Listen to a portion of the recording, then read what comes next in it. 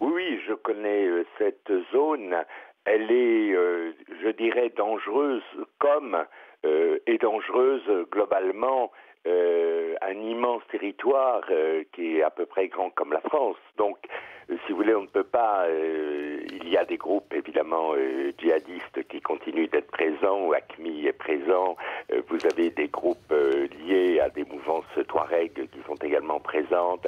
Il y a eu des groupements de l'ex-Moudjahou, de Ansardine. Donc il y a des mouvements, mais ceci étant, il y a également quand même la présence de l'armée française par l'opération Serval.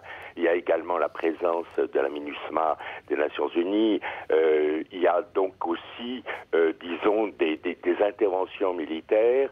Et donc, je ne pense pas de toute façon qu'il puisse y avoir en quoi que ce soit possible un missile. On n'est pas dans la situation de l'Ukraine.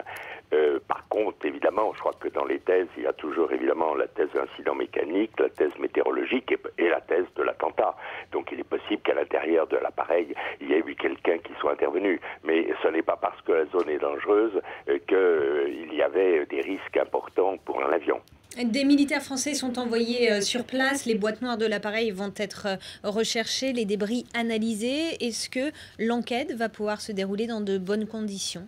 Écoutez, dès lors que l'armée française, notamment l'opération Serval qui va devenir Barkhane, est présente, que les boîtes noires sont retrouvées et que, disons, tous les débris de l'appareil sont localisés avec une possibilité de sécurisation par l'armée de la zone, je pense qu'il y aura une possibilité, disons, de travail. Après ça, il y a un problème de coopération avec les pays concernés, à la fois le Burkina Faso et le Mali, mais ceci étant, je pense que le travail pourra avoir lieu.